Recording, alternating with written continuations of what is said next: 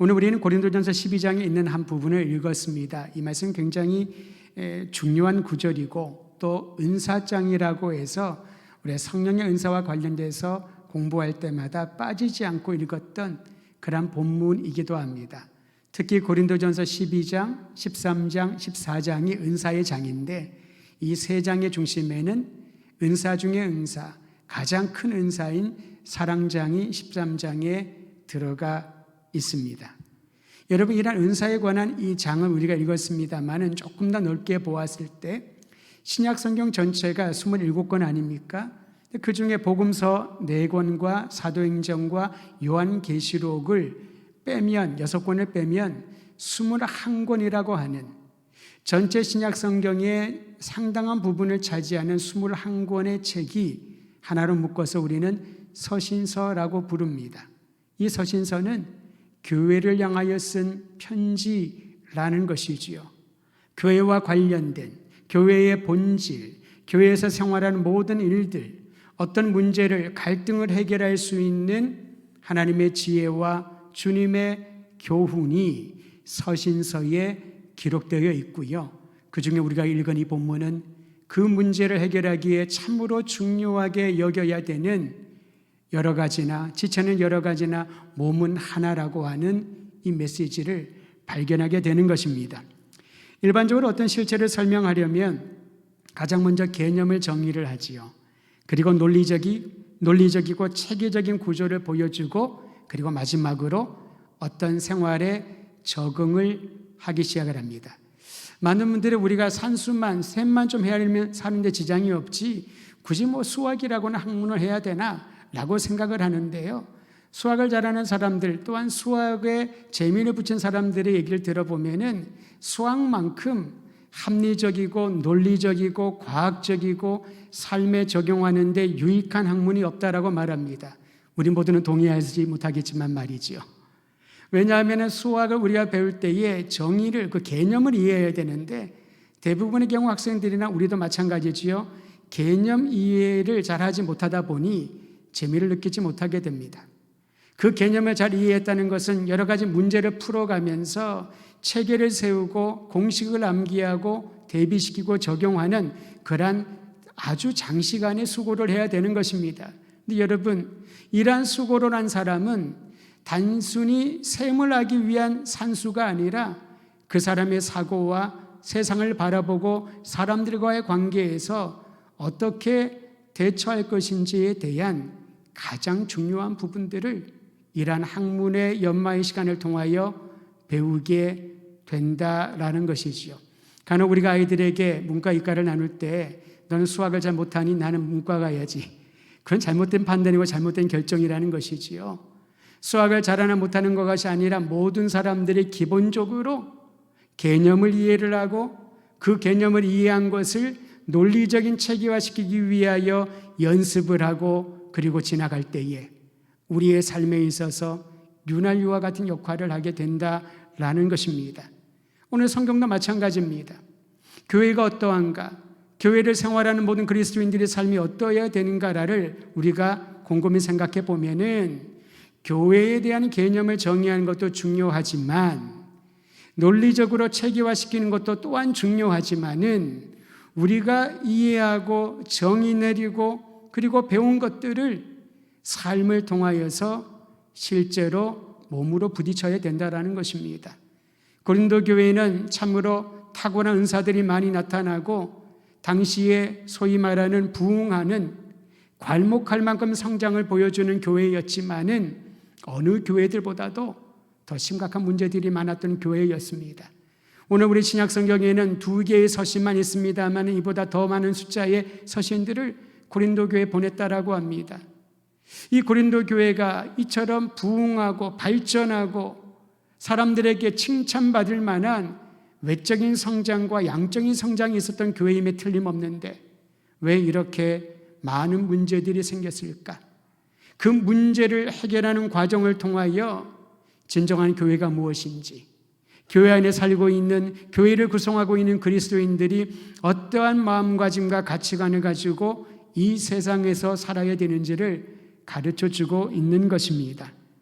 신약 성경은 교회를 우리에게 설명할 때 그저 개념 정의로 논리적이고 체계적인 구조로 설명하지 않습니다. 오히려 우리가 일상에서 느끼고 보고 경험할 수 있는 아주 쉬운 비유를 들어서 교회를 설명을 하는데요.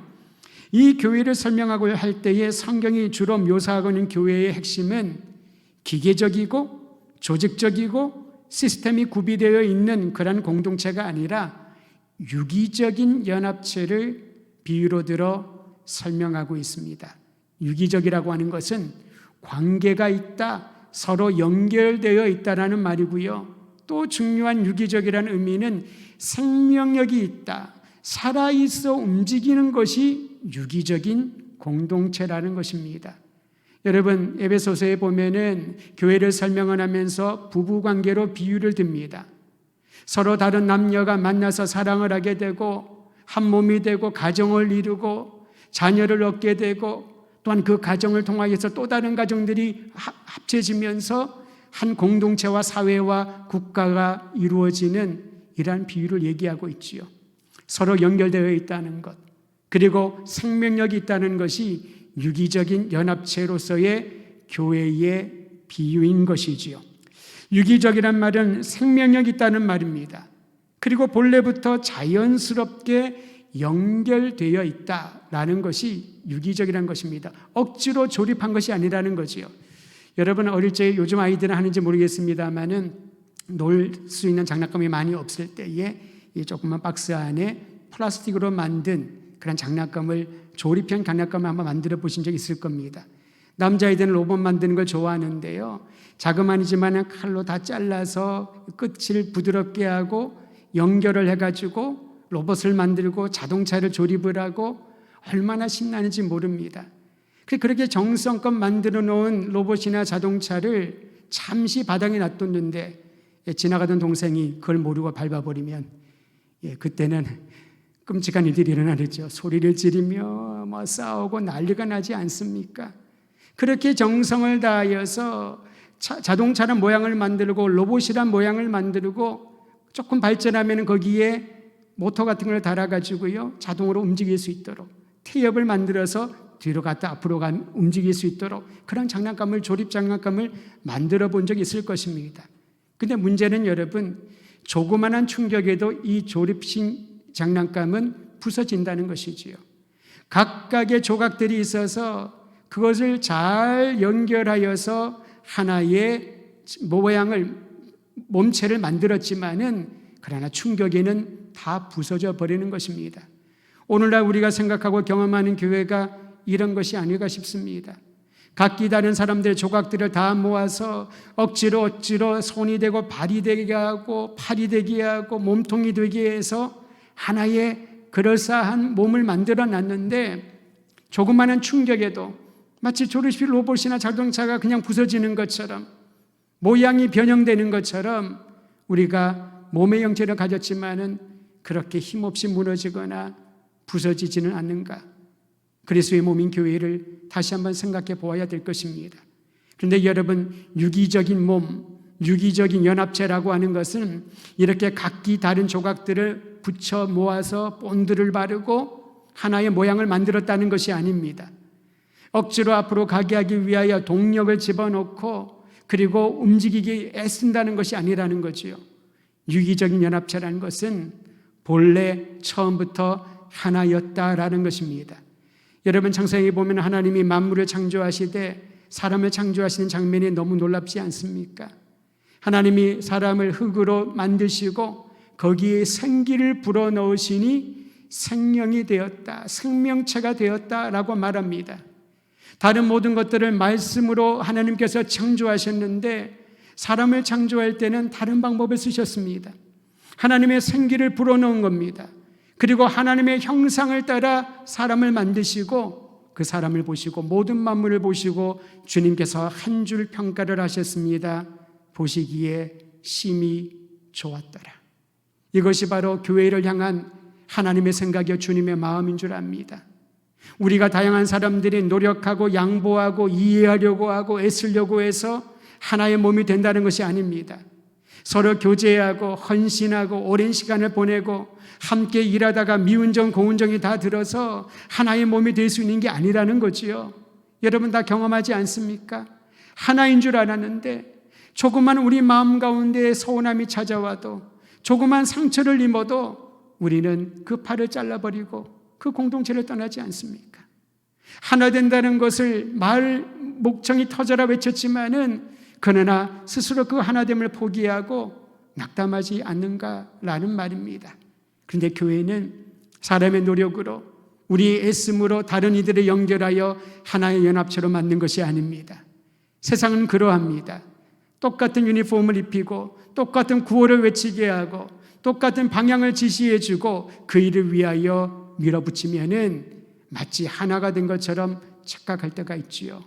그러나 교회는 처음부터 그것과는 달랐습니다. 유기적인 연합체라고 하는 것은 하나님이 생기를 불어넣어 사람이 된 것처럼 흙이었던 아담아 흙이었던 티끌이었던 그 존재가 하나님의 형상을 닮은 사람이 되어서 몸이 된 것처럼 교회도 바울은 그러한 몸을 연상을 하며 우리가 여러 지체이지만은 하나님이 우리를 하나로 묶으셨다라고 교회를 설명해 주고 그 하나된 교회 안에 주님의 은혜를 경험하라고 도전하고 있는 것입니다. 교회를 설명하기 위하여 바울이 선택한 비유 중에 오늘 말씀은 몸을 비유로 들었다고 했습니다. 여기서 말하는 몸은 생명 자체를 뜻합니다. 즉 우리가 여러 지체로 표현을 하긴 하지요. 이게 손이고요, 손가락이고요. 손가락 중에도 엄지, 검지, 중지가 있지 않습니까? 이건 우리가 이 지체들을 설명해 주는 명칭에 불과합니다. 그러나 우리가 몸이라고 할 때는 머리끝부터 발끝까지 몸 안에 보이지 않는 모든 기관들 그리고 우리의 생각까지도 사람이라고 한 몸이라고 그렇게 표현하지 않습니까? 이처럼 교회가 그리스도의 몸이라고 하는 것은 전인적인 하나의 형태로 보아야 된다라는 것입니다. 그렇기 때문에 배경이나 혈연이나 아무런 상관없이 교회는 한 몸 공동체, 유기적인 연합체라고 말할 수 있어야 된다는 것이지요. 다시 말하면 교회가 한 몸인 것을 잊어버리고 생활할 때에 스스로 나는 이 몸에서 떨쳐나간 전혀 다른 가지라고 생각을 할 때에 하나됨의 신비를 누리지 못한다는 것이지요. 우리 함께 12절 말씀을 같이 읽도록 하겠습니다. 오늘 12절과 13절까지 같이 읽도록 하지요. 시작. 몸은 하나인데 많은 지체가 있고 몸의 지체가 많으나 한 몸임과 같이 그리스도도 그러하니라. 우리가 유대인이나 헬라인이나 종이나 자유인이나 다 한 성령으로 세례를 받아 한 몸이 되었고 또 다 한 성령을 마시게 하셨느니라. 아멘. 우리가 이제 절기를 맞이하여서 또 특별한 날에 세례를 베풀지 않습니까? 한번 어떤 기존의 우리 성도였는데요. 저에게 다른 일로 상담하러 기도 제목을 나누다가 이런 얘기를 합니다. 세례식을 한 그 다음 주였던 것 같습니다. 최근은 아니고요. 목사님 저도 할 수만 있다면은 세례를 다시 받고 싶은 마음이 있어요. 왜 그런 생각이 드셨어요? 세례는 한 번만 받으면 되는데 자기가 세례를 받을 때 특별한 생각이 없이 주변에서 다 받아야 된다고 하니 그리고 주변에 같이 신앙생활했던 분들이 세례를 받으니 자기가 받았는데 이제 시간이 지나가고 우리 교회 신앙생활을 하면서 세례받는 그 시간을 보니 정말 진실한 신앙 고백 위에 성삼위 하나님의 이름으로 세례를 받는다는 것이 얼마나 큰 축복인지를 되새기게 된다라고. 그래서 제가 격려를 했습니다. 그 마음 가지시면 됩니다. 세례라고 하는 이 성례가 참 중요한데요. 그보다 더 중요한 것은 성례에 참여하는 그 성례가 지난 이후에 평생 그리스도인으로 살아가면서 내가 성부와 성자와 성령의 이름으로 거듭난 사람이요 성령 안에서 나와 내 주변에 있는 함께하는 이 모든 형제 자매들이 하나라는 사실을 의식하고 경험하고 함께 나갈 수 있다면 그것으로 충분합니다 라고 나누었던 기억이 있습니다. 그렇습니다. 여러분, 유대인이나 헬라인이나 자유인이나 노예나 할 것 없이 모두 한 성령으로 세례를 받음으로 하나가 되었다. 이것이 바로 교회의 신비인 것이지요. 우리가 노력해서 얻을 수 있는 것이 아니라는 겁니다. 저는 우리 성도들이 교회가 하나 되어야 되는데 우리가 하나 되지 못해서 마음이 아프다고 그 말을 이제는 다 내려놓고 성경적인 관점에서 말을 바꾸기를 바랍니다. 우리를 하나 되게 하시는 성령님의 역사입니다. 전혀 다르고 생각이 다르고 배경이 다르고 그리고 출신 성분이 다른 우리를 하나 되게 하시는 분이 바로 성령의 역사이십니다 라고 고백을 할 때에 우리는 주님 앞에 겸허한 마음으로 하나 되게 하신 주의 은총을 찬양할 수 있게 될 것이란 사실입니다. 여러분, 몸의 지체들을 칭하는 이름들이 있지요. 그러나 모든 지체들은 한 몸에 속해 있다는 것을 잊지 마시기를 바랍니다. 오늘 말씀의 마지막 절은 이렇게 말합니다. 고린도전서 12장 27절 마지막 절도 우리 함께 읽도록 할까요? 시작. 너희는 그리스도의 몸이요 지체의 각 부분이. 한 번 더 읽습니다. 시작. 너희는 그리스도의 몸이요 지체의 각 부분이라. 오늘 이 말씀을 요절처럼 마음에 새겼으면 좋겠습니다. 너희는 그리스도의 몸이요 지체의 각 부분이라. 우리는 이 본문을 가지고 여러 번 설교를 들은 기억이 있을 것입니다. 10손가락 중에 깨물어 안 아픈 손가락이 없냐, 어디 있겠느냐, 기타 등등 얼마나 많은 비유를 들으셨나요? 근데 여러분, 이 사실을 매 순간마다 적용하고 갈등과 분열과 나눔과 다툼의 조짐이 보이는 곳에 고린도전서 12장 27절 말씀으로 선포하시길 바랍니다. 우리는 그리스도의 몸이라. 여기는 이 모든 지체들은 그 몸의 각 부분이라라는 것입니다. 이 말씀을 붙들고 살아가는 이들에게 어떠한 문제들, 어떠한 갈등들, 어떠한 장벽들이랄지라도 그것을 뚫고 넘어갈 수 있는 하나님의 역사를 경험하게 될 줄 믿으시기를 바랍니다. 사실 각 지체들은 몸의 구성원으로 고유한 역할을 감당할 뿐이지요. 손과 발과 눈과 귀와 코의 역할이 다 다릅니다. 만일 각 지체들이 자신의 기능이 아닌 다른 역할을 원한다면 제대로 작동하기 어려울 것입니다. 여러분, 우리가 괴물이란 용어를 사용할 때 누구를 괴물이라고 하나요? 어떤 이들을 외계인이라고 하나요? 눈이 하나가 있거나 셋이 있거나 머리가 여러 개가 있거나, 그럼 우리는 괴물이다 그렇게 얘기하지 않습니까? 외계인이라 얘기하지 않습니까? 사람들이 외계인들을 그렇게 그릴 때도 그렇게 묘사를 하고 있습니다. 사람이라고 할 때 우리는 그 모습과 그 지체들을 설명하지 않더라도 다 알고 있습니다. 눈은 눈으로 그 기능을 다하고요. 또한 몸의 모든 장기들이 그 기능을 다할 때 그 사람은 온전하게 생활할 수 있을 것입니다. 교회가 바로 그렇습니다. 오늘 말씀 18절에 보면은 각 지체들을 둔 것에는 하나님의 계획이 있다라고 말합니다. 제가 18절 말씀은 제가 한번 읽어드리도록 하겠습니다. 그러나 이제 하나님이 그 원하시는 대로 지체를 각각 몸에 두셨다. 각각 몸에 두셨다. 하나님께서 원하는 대로 각각 몸에 지체를 두셨다. 우리가 그리스도의 몸이요, 우리가 그리스도의 몸에 속해 있는 지체들이라면 하나님의 뜻과 주님의 원대로 여러분과 저를 각각 있어야 할 곳에 두셨다라는 것입니다. 저는 교회의 하나됨과 연합을 생각을 할 때에 이렇게 생각을 합니다. 자기 자리 잘 지키기. 하나님의 원대로 두신 그 자리를 잘 지키는 것입니다. 그 자리를 잘 지키고 몸이 잘 움직일 수 있도록, 원활하게 움직일 수 있도록 자신의 역할을 감당하면 그것이 바로 조화요, 하나됨이요, 연합의 역사가 아닐까 싶습니다. 저는 우리 모든 성도들이 자기의 자리를 잘 알고 우리에게 주신 하나님의 놀라운 선물을 기억하면서, 은사를 기억하면서 그 자리를 잘 지켜나가 아름다운 열매 맺는 복된 교회에 섬기기를 주의 이름으로 축원드립니다.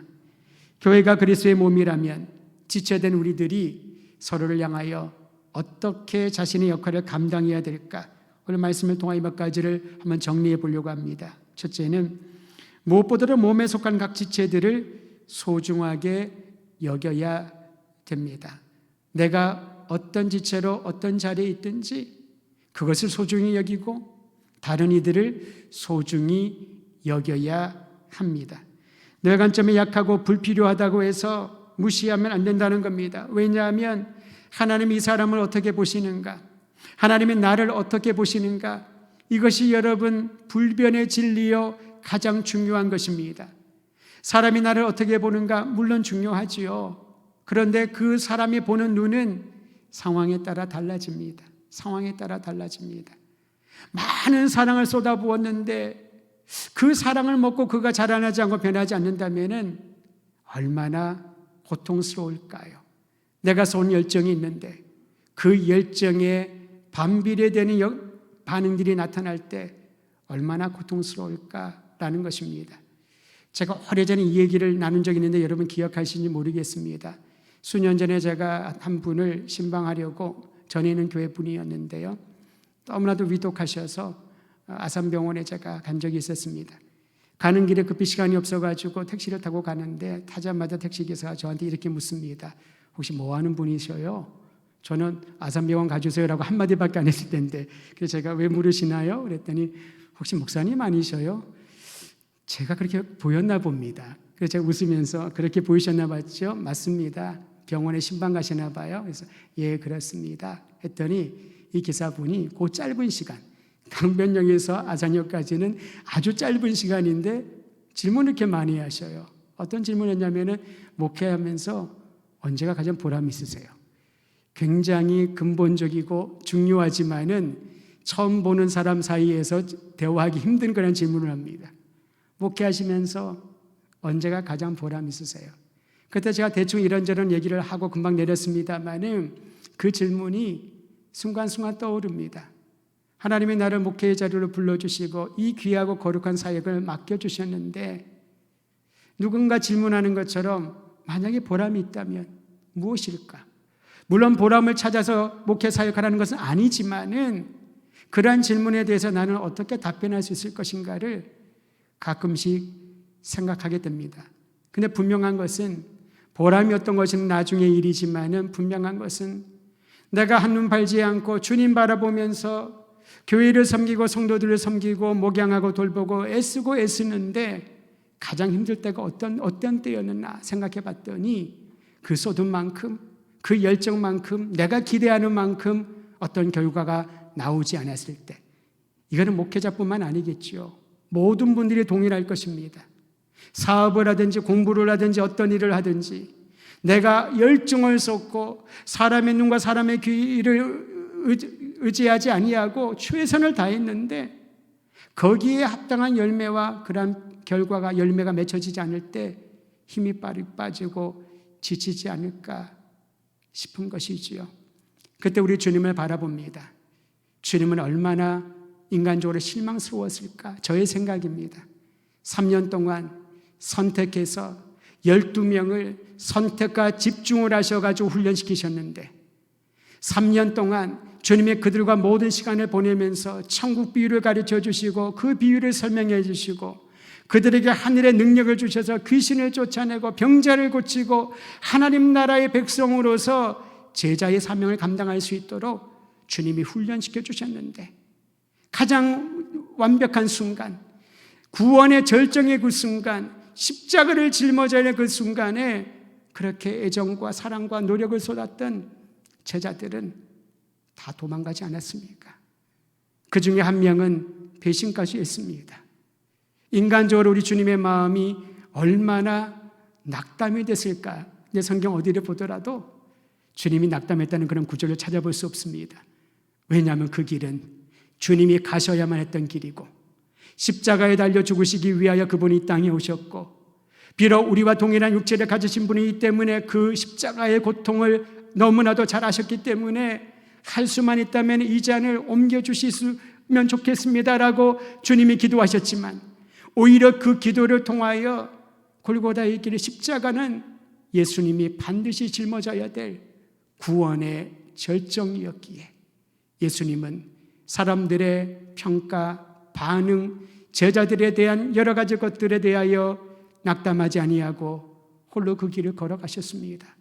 그리고 주님은 분명히 아셨지요. 지금은 도망쳤던 제자들이 이제 부활하신 예수님을 만나면 성령이 임하시면 그들이 세상을 변혁시킬 수 있는 땅끝까지 이르러 그리스도의 증인이 될 것을 주님은 아셨기에 주님께서는 오히려 희망을 바라보며 십자가를 짊어지셨다고 볼 수 있습니다. 사랑하는 성도 여러분, 교회도 우리가 주님이 보는 그런 마음으로 봐야 되지 않을까요? 비판하고 지적하고 평가하고 그리고 수많은 방안들을 내세우는 사람들은 도처에 많을 것입니다. 그러나 그리스도 예수의 마음으로, 주님의 마음으로 연약하고 부족하고 미흡하고 모든 열정을 쏟아도 아무나 열매 맺지 않은 메마른 생명력 없는 이 나무 같은 우리를 보더라도 낙담하지 않고 성령이 임하시면 그리스도의 몸으로 우리를 다시 일으켜 주실 주님의 희망을 바라보며 나아갈 때 교회는 새로운 힘을 얻게 될 줄 믿으시기를 바랍니다. 저는 오늘 예배하는 모든 분들이, 우리 도드림 가족들이 교회가, 주님이 교회를 바라보는 그 마음으로 우리 교회를 바라보고 이 세상에 존재하는 주님의 교회들을 바라보면서 변혁시킬 수 있는 신령한 능력을 더듬는 밤이 되기를, 하루하루가 되기를 주의 이름으로 축원드립니다. 각 지체들이 서로 염려하고 돌볼 때 비로소 몸의 균형과 건강을 유지하게 됩니다. 여러분, 많은 목회자들과 교회 지도자들이 고민하는 기도 제목 중에 하나가 무엇이냐면은 청년들, 특히 다음 세대에 대한 부분일 것입니다. 한 2년 전쯤에 한 단체에서 설문조사를 했는데요. 청년들이 교회를 떠나는 이유에 대하여 교회를 떠난 청년들에게 물어봤다고 합니다. 그런데 여러분, 놀랍게도요, 우리가 생각하는 이유 때문에 청년들이 교회를 떠나는 게 아니더군요.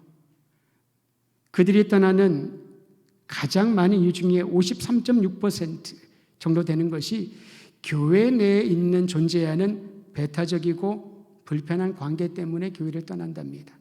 불편하답니다. 너무 배타적인 것이, 너무 경직되어 있는 것이, 구태의연한 과거의 관심에 매여 있는 것이 불편하게 느껴져서 더 이상 내가 교회를 나가 예배를 드릴 이유를 찾지 못한다고 떠난 이들이 53.6%. 기타 몇 가지 이유가 있습니다만은 그렇게 많은 퍼센트 되지 않으니까 넘어가겠습니다. 그들에게 다시 한번 물었답니다. 그러면 교회로 돌아온다면 교회라 돌아올 때 어떠한 기대감을 가지고 돌아오기를 올 것인가 라고 물어봤더니 36.8%가 지속적인 관심과 돌봄을 좀 갖고 싶어요. 단 간섭은 no thank you. 예를 들면 청년들이 있으면은 너는 지금 뭐 하고 있니? 어디 직장은 다니니? 왜 결혼을 안 하니? 왜 아기는 안 낳니? 그렇게 살면 어떡하려고 그러니? 그런 것들은 간섭이라고 느껴져서 그게 불편한 것이라는 거지요. 왜 내 나름대로 내 인생과 내가 고민하는 것이 있는데 너무 깊이 있게 선을 넘는다라고 생각을 하는 것입니다. 여러분, 여기에는 우리 부모 세대가 시간을 갖고 고민하고 이해를 해야 될 것입니다. 왜냐하면 우리의 관심의 표현은 그런 종류들이거든요. 그런 부분이거든요. 너 재수하구나, 삼수하구나, 뭐 누구처럼 구수까지 할래? 그런 얘기를 해주는 것이 그들에게는 자꾸 배타적으로 만들어 간다는 것입니다. 나름대로 애쓰고 있는데, 나름대로 고민하고 있는데, 또한 그런 친구들에게는 막연하게 파이팅, 힘내라, 이것도 굉장히 짐이 된다고 하네요. 어떻게 해야 될까요?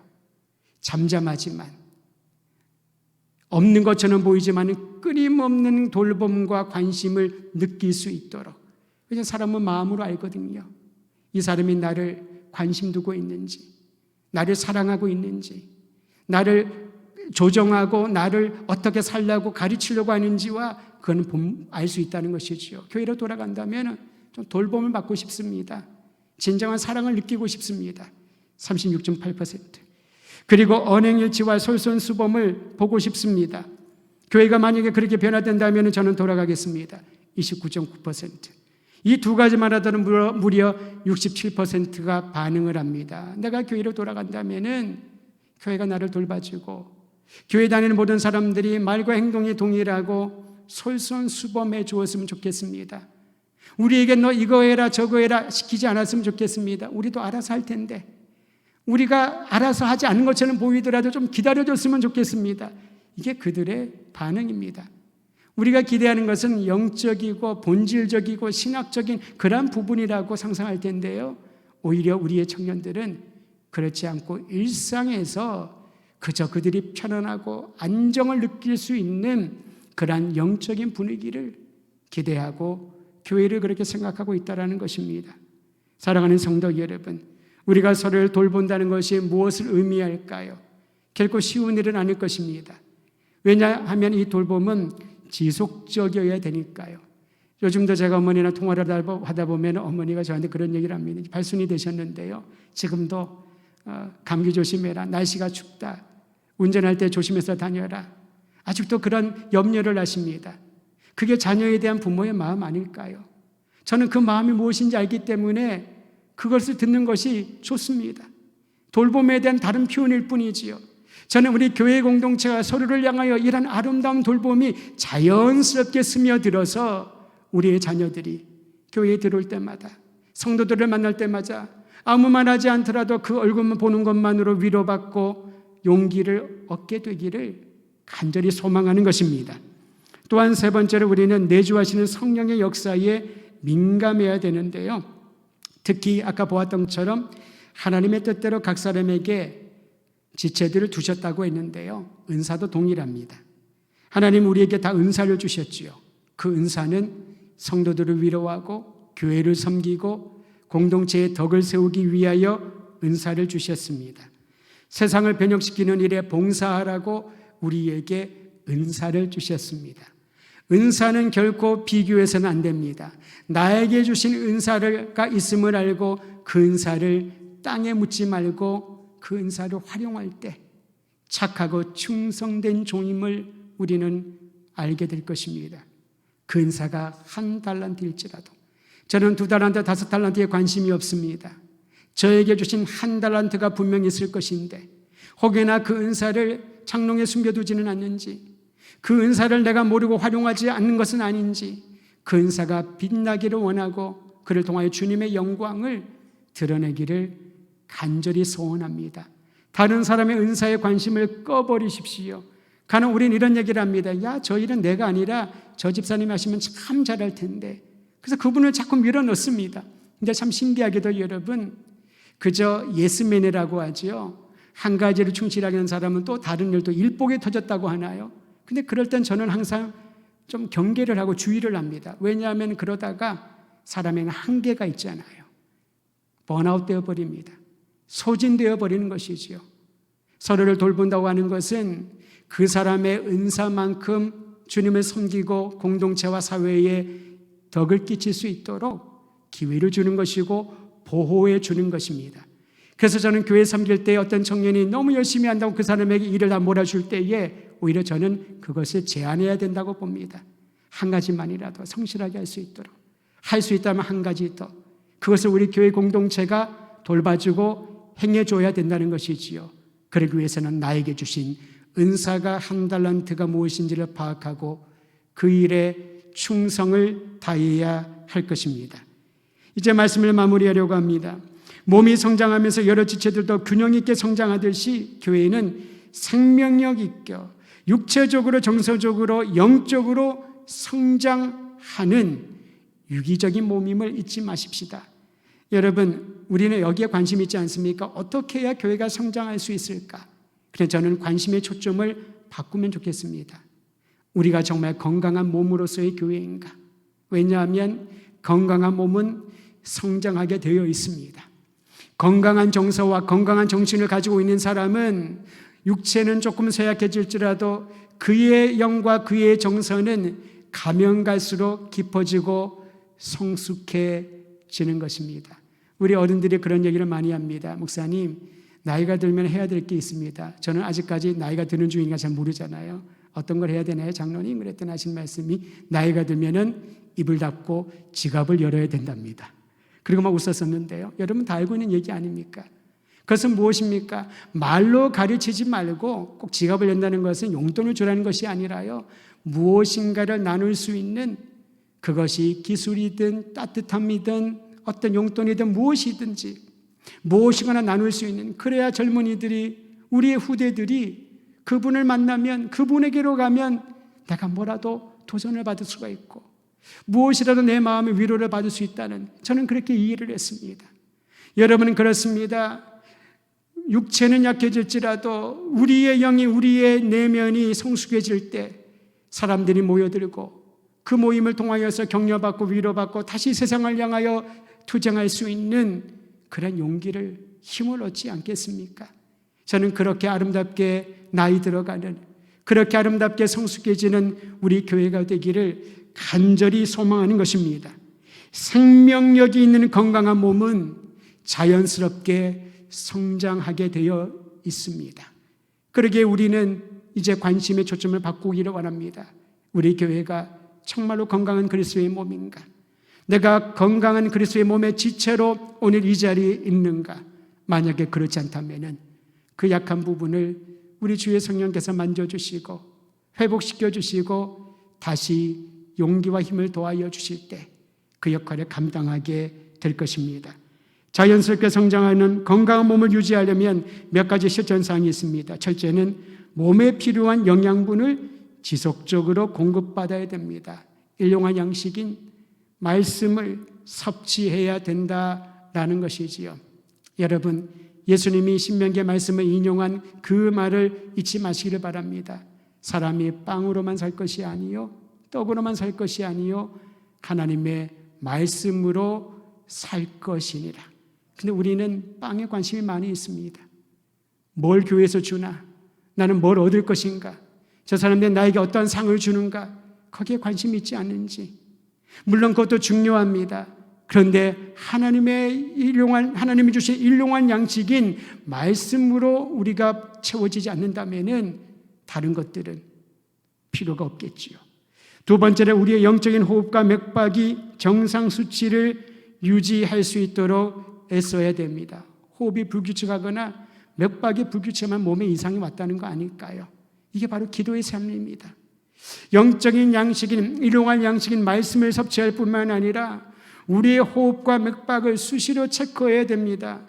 여러분, 건강상 때문에 건강을 체크하기 위해 집안에 이 혈압을 재는 기구가 갖고 있는 분도 있을 거예요.